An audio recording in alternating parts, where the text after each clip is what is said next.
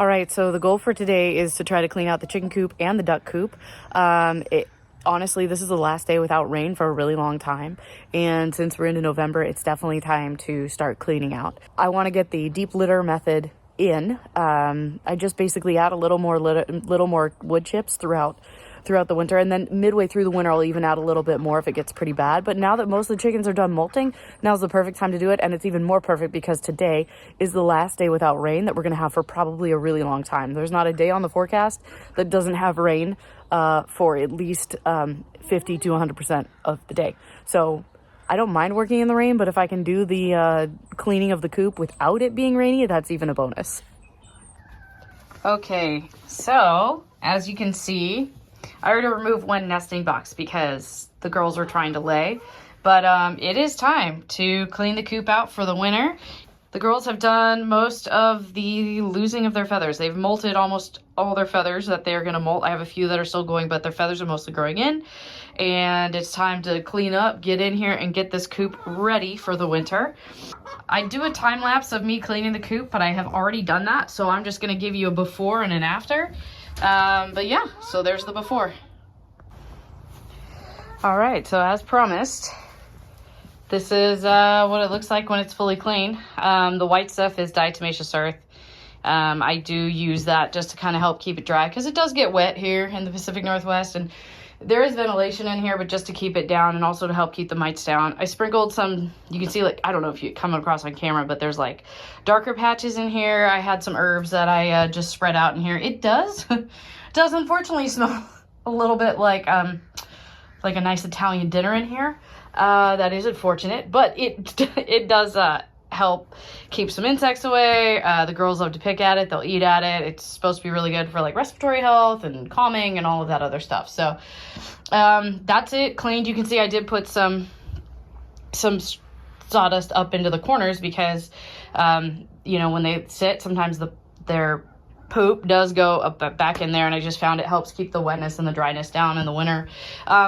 This is only 2 bags of pine shavings. I don't use cedar shavings because it's bad for the respiratory health, but I did use 2 bags. I'm going to let them dig around, stomp it down a little bit. It'll get lower. This is pretty fluffy right now.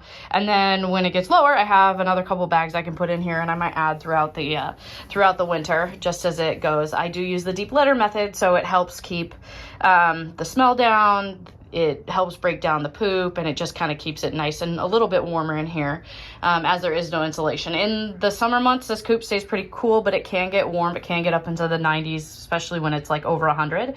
But in general, it is pretty good. And as you can see, there is a window in here, so they do get a little sunlight in there.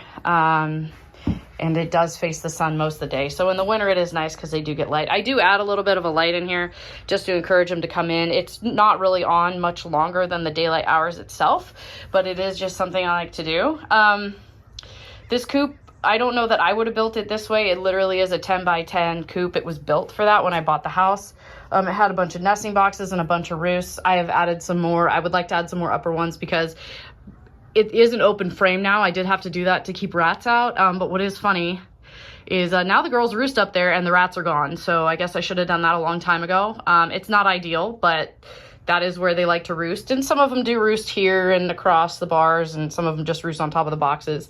The silkies can actually even get up here because there's like little jumping mechanisms. But I will be adding some more roosts throughout the winter just because I know they do like to roost up that high. And my old girls like to roost there, and then I got a batch of girls a couple of years ago, and they started roosting up there, and slowly now everybody's learned to roost up there. It's kind of funny, even my tiny birds. All right, so I'm going to open it back up so we can see how they like it.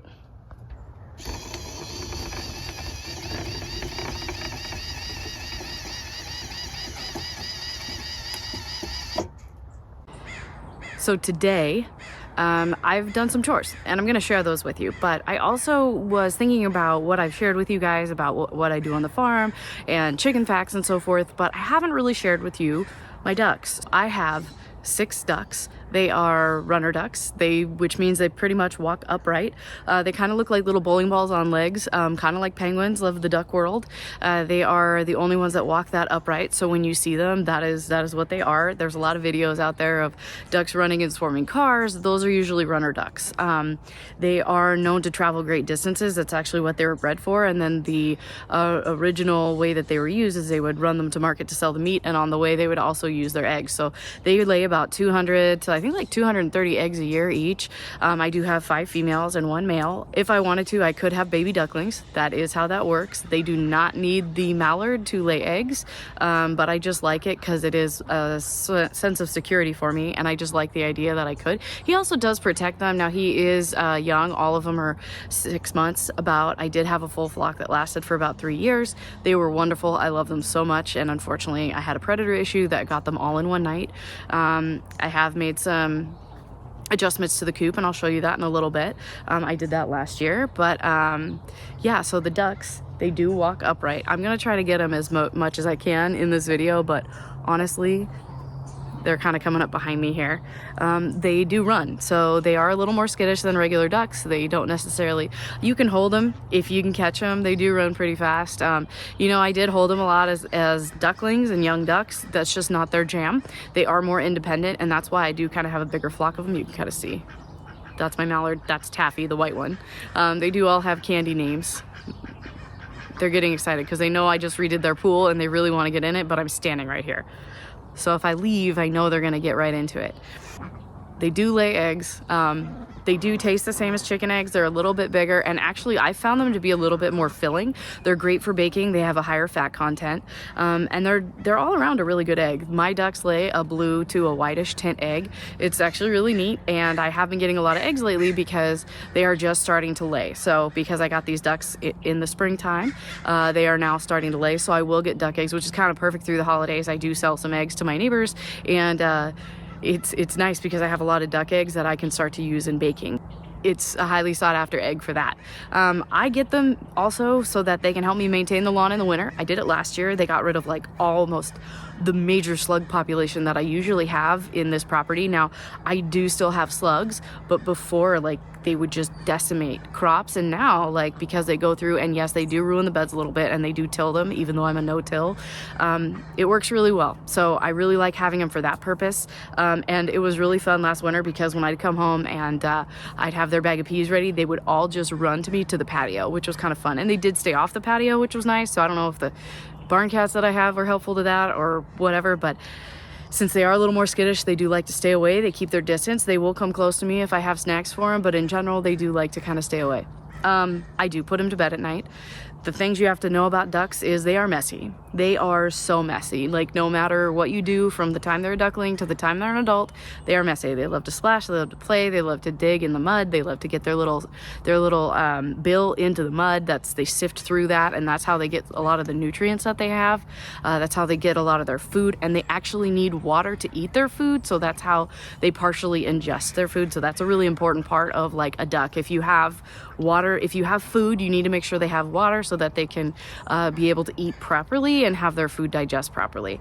They don't necessarily need a pool. You can see I do have a kiddie pool for them, but they enjoy it, so why wouldn't I give them one?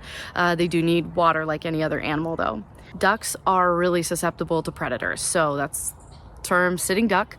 If you don't put them away at night, they can easily be taken away by, like, a fox or you know, even things like raccoons and possums. Weasels are really known to be getting into things, and they will just decimate your flock. Owls, hawks, all those sort of things. Now my ducks are a little bit bigger, and I found that the hawks do leave them alone. The hawks much rather would go after the chickens, but they have enough places and shelter to hide, and the crows are pretty active around here that they usually take shelter as soon as they see something like that. But yeah, so I have to make sure that they are getting put away every single night and that their coop is safe and secure. It's a very well built coop. It's actually too heavy. If I was going to do it again, I wouldn't do it that heavy, but I use pallets and plywood and just like plastic sheeting on the top. It works really well. It's good for them. It keeps it well aerated because they are wet a lot of the time. You do need to make sure that they have a dry place to go to sleep. Just like any animal, you know, they are ducks. They will sleep in the rain, but they do like to get out of the weather for oh, here they come.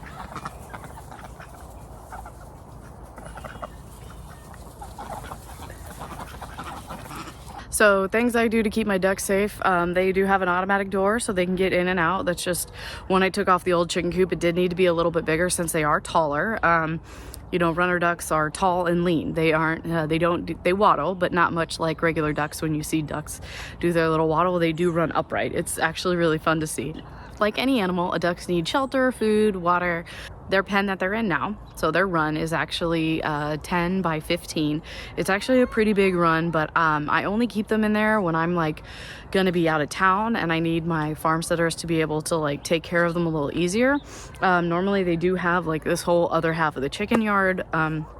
Has a big tree in it, has lots of places for them to eat and dig. I also keep their pool out there to kind of keep the water away in the winter. For ducks up here in the Pacific Northwest, it's really wet. Ducks actually have an oil on their feather that helps keep the water, like it just beads right off their back, which is really important, why they have a place to bathe and to clean, so they can clean and get that oil all the way through all of their feathers so that they can remain waterproof just like they're supposed to. You know, ducks are pretty hardy. Mine are really good. I think the worst I ever had it was 15 degrees outside and they refused to go inside. Like they wanted to be out in the snow, but I could tell they were shivering. So I had to shove them up into their little coop. We normally don't get temperatures like that. We had 2 days that were like 15 and 17 degrees. So that is something you have to look out for. If it's gonna be really cold, they do need maybe a bigger area to be inside where it's not so cold, so or that they have a place to go and get out of the elements. My ducks, not the smartest, so they do tend to just go outside and hang out there, and that's fine. But because it was so cold and so windy, I did want to make sure they were okay.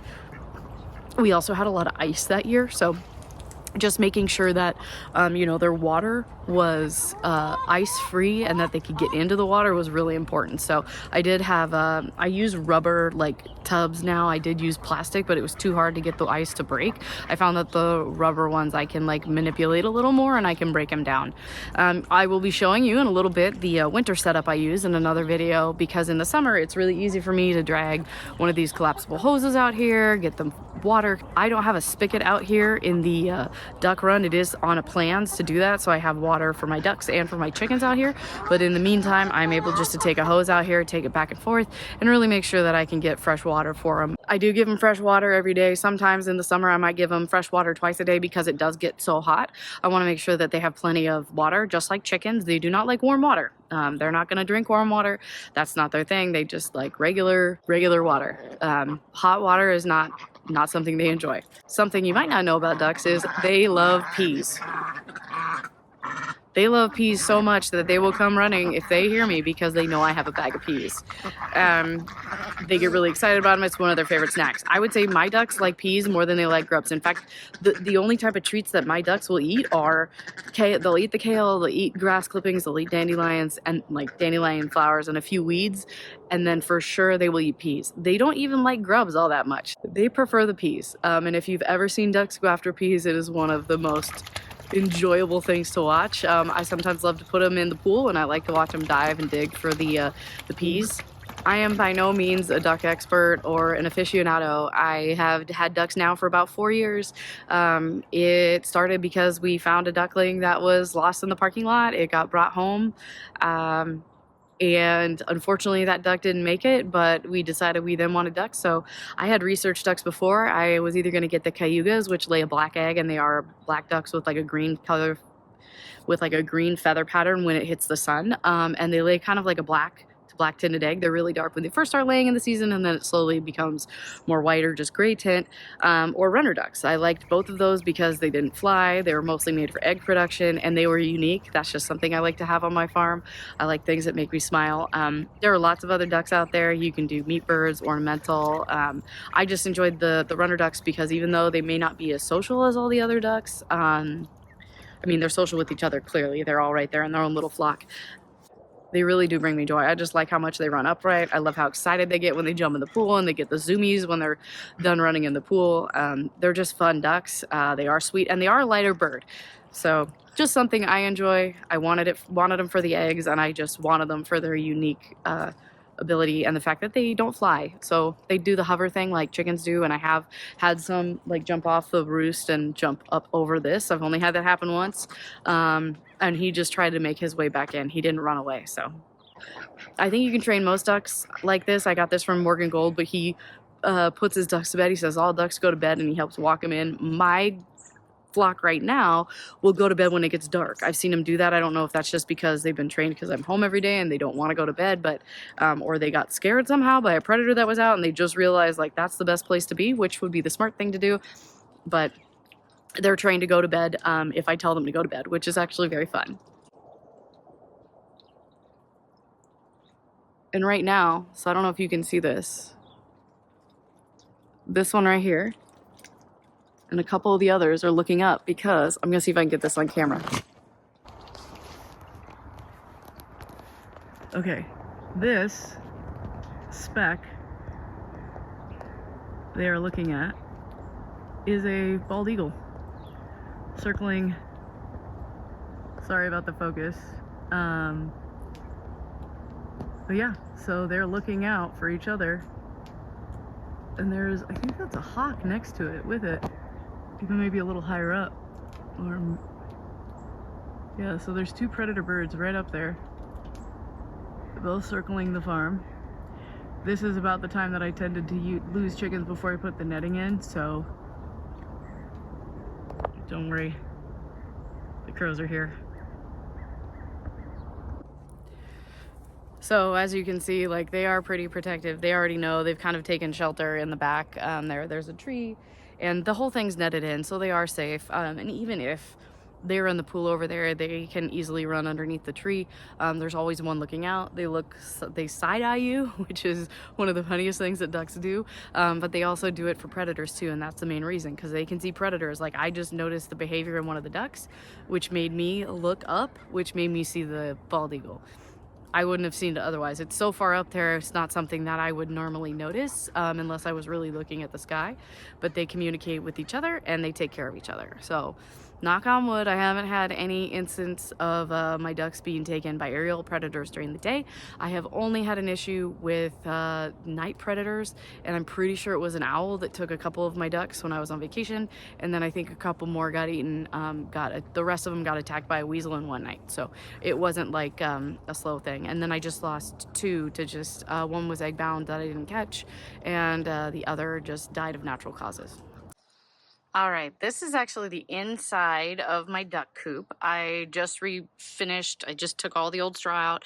I have this trap door that comes up on the back. I can pull a wheelbarrow right up to here, scrape everything out into it. If I had some sort of a mobile chicken coop, this is what something might be if I needed to take bedding out. They have the door right there, and then, of course, so they tend to normally like to lay back in this corner back there, so I just kind of made a little dent right in there, took all the eggs out. It is kind of hard to reach the eggs because sometimes I'll lay them in the back here, and this is where they tend to sleep, is in the very back section. It's the safest, it's the closest away from the door, it's the furthest away from the door, and so that's where most of the poop tends to be. But I will say that it works pretty well and it stays pretty dry. They have vents up top and it's just them for sleeping, so it works perfect. They can hide under it if they want, but they have a huge area to run around in. So this is basically just where they stay to sleep and hopefully lay eggs. Most of the time they lay in here. So anyway, guys, I hope you enjoyed this little brief tour about some of the chores I did today and the inside of their coop, and a little bit about my ducks. They're not something I talk about a lot, but I thought I'd share. Ducks are fun. I would not give them up. I think they're lovely. When I didn't have them for about 3 months, it was really sad. It is a little bit more work than a chicken, so it's not like you can just like set it and forget it. Chickens will put themselves to bed. I mean, it's still great to check to make sure they're inside, that their cage is predator proof, like all of their run, everything is predator proof. But you know, ducks do take a little bit more work. They are a little bit more specialty, but they are worth it, I will say. Like, I wouldn't give them up. They just are really fun to have around, and they do bring me joy. They're fun to watch, and they get along with the chickens. I don't house them in the same run as the chickens or the same coop because they do have slightly different requirements. Chickens, while they will drink muddy water, I don't really want them drinking muddy water, and there's no way to keep a duck from sticking its bill into muddy water. But in the meantime, I hope you enjoyed this little bit about my ducks. Thanks for watching. I'll see you next time.